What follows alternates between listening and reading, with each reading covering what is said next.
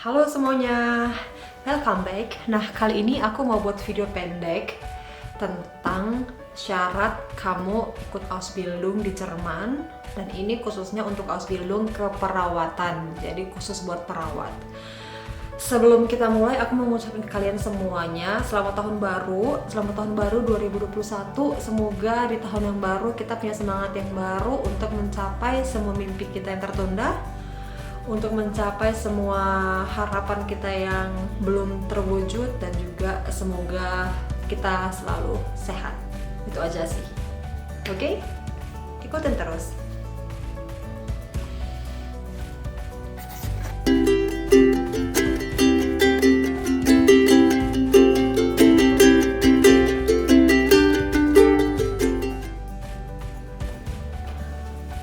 So, seperti yang tadi sebelumnya aku bilang, kali ini aku mau buat video syarat-syarat kamu mengikuti Ausbildung keperawatan di Jerman.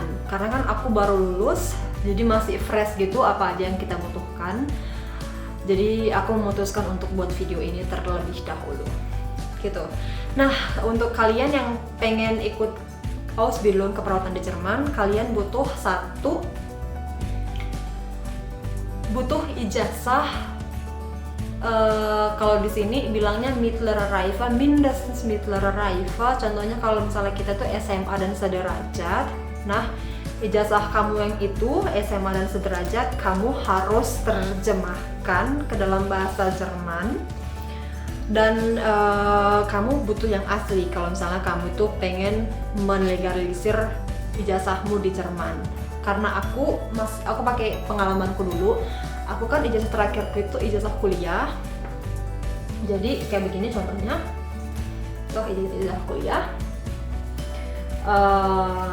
Nah, ini yang asli ya. Dan yang asli ini kamu harus terjemahkan ke dalam bahasa Jerman. Contohnya seperti ini. Neng, bukan deh, ini yang kopian deh, bukan, sorry.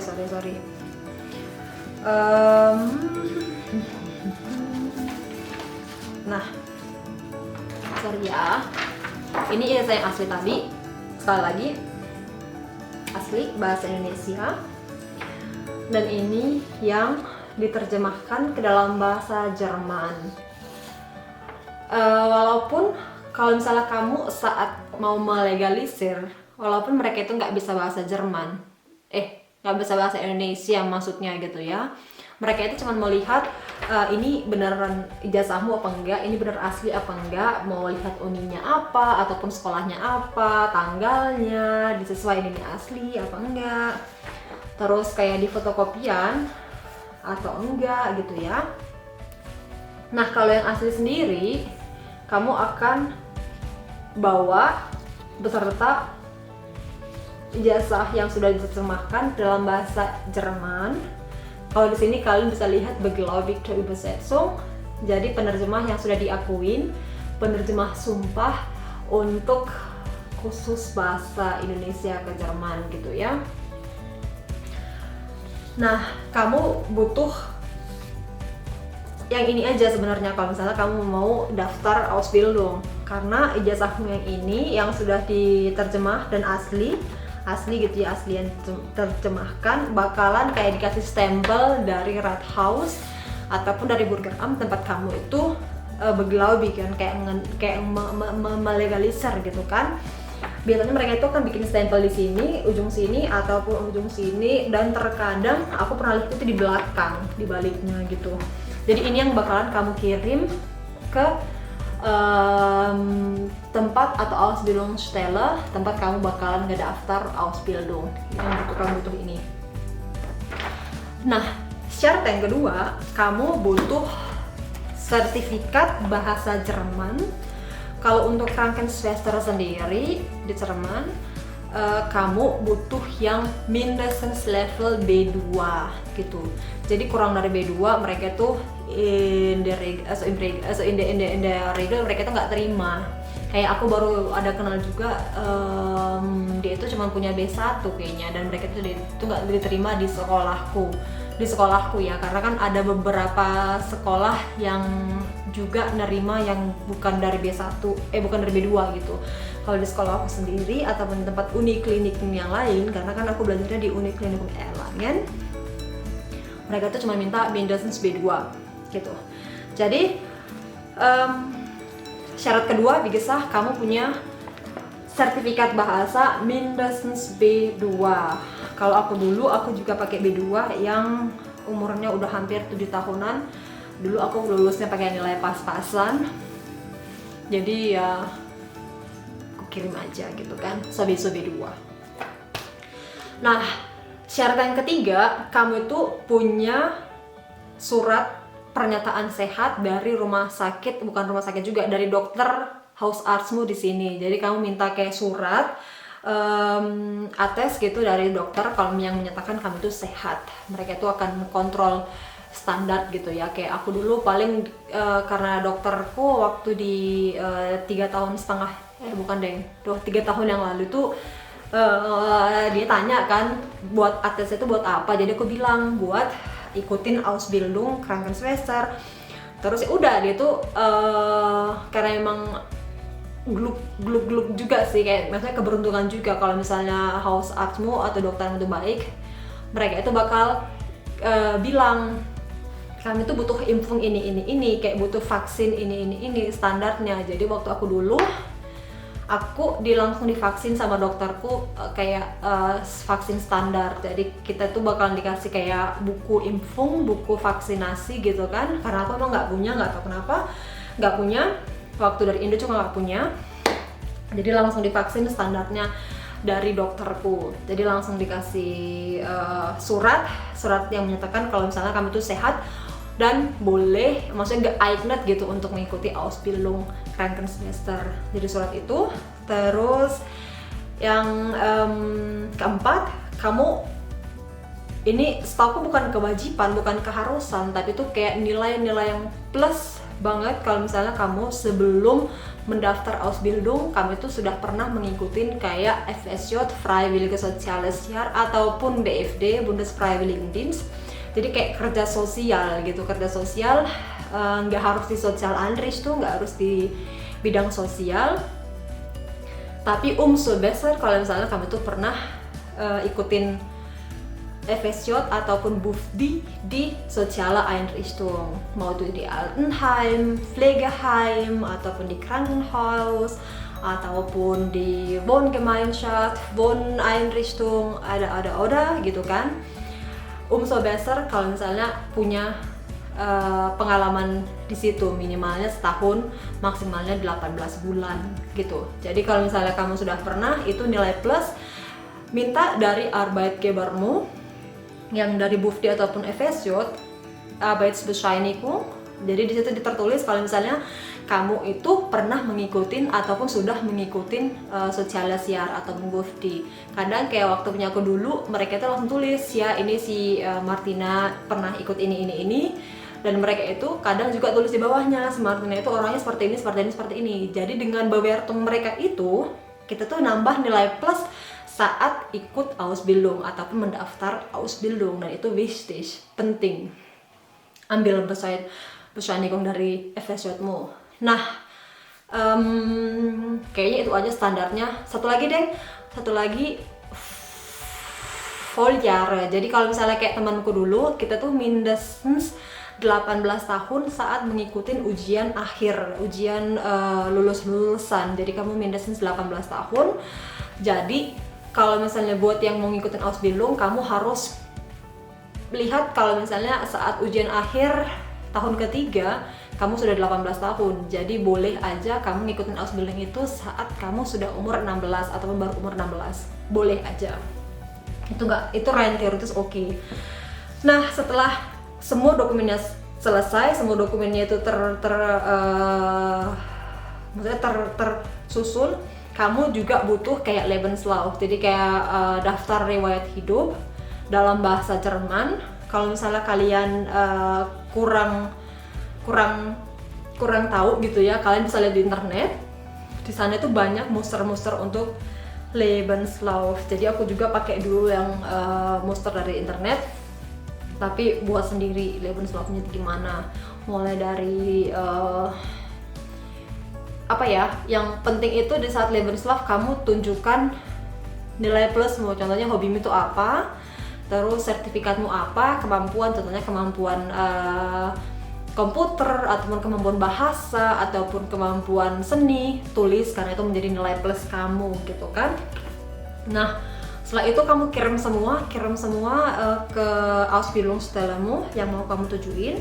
Nah waktu aku dulu, aku itu nggak dauert irgendwie nicht so lange gitu kan. Waktu aku dulu nggak begitu lama sampai aku menunggu dapat Zusage dari mereka, kayak dapat surat pernyataan kamu diterima di tempat Ausbildung itu gitu kan, Ausbildung yang kita tuju. Aku dapatnya kurang lebih kayak dulu tuh sebulan langsung dapat Zusage. Terus mereka tuh undang, Zusage itu nggak langsung kamu dapat ini ya, surat perjanjian atau Arbeitsvertrag gitu, Ausbildungsvertrag gitu segala macam. Itu kayak masih Zusage, oke, kita itu tertarik denganmu, kita itu mau tahu tentangmu lebih lanjut, jadi kita diundang untuk interview gitu kan. Nah waktu aku diundang interview itu sekitar bulan Juni atau Mei. Jadi aku datang langsung disodorkan satu kertas yang di dalamnya itu kayak ada Fallbeispiel ataupun contoh soal satu situasi, terus kamu itu mau menghadapi ataupun mengantisipasi soalnya itu bagaimana, maksudnya pandanganmu, pendapatmu tentang soal itu bagaimana dalam bahasa Jerman.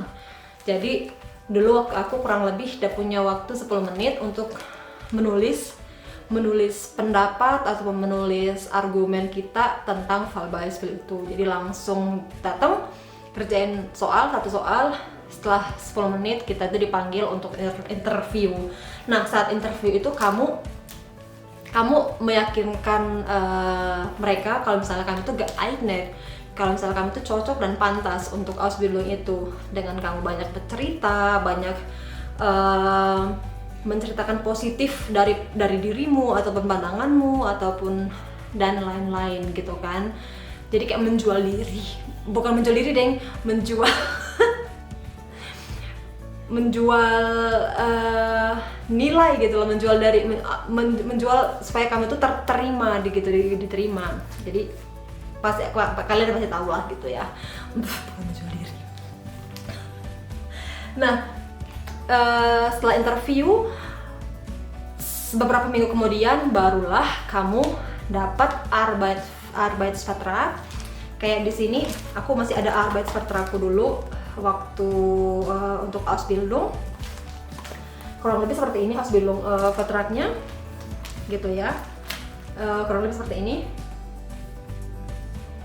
Nah jadi di Vertragmu ini tertulis apa aja hakmu selama Ausbildung, apa aja kewajibanmu selama Ausbildung, urlaub berapa, maksudnya kayak cutimu berapa minggu, berapa hari, terus gehaltmu berapa, jadi gajimu juga berapa, semua itu ada di sini, semua ada di sini.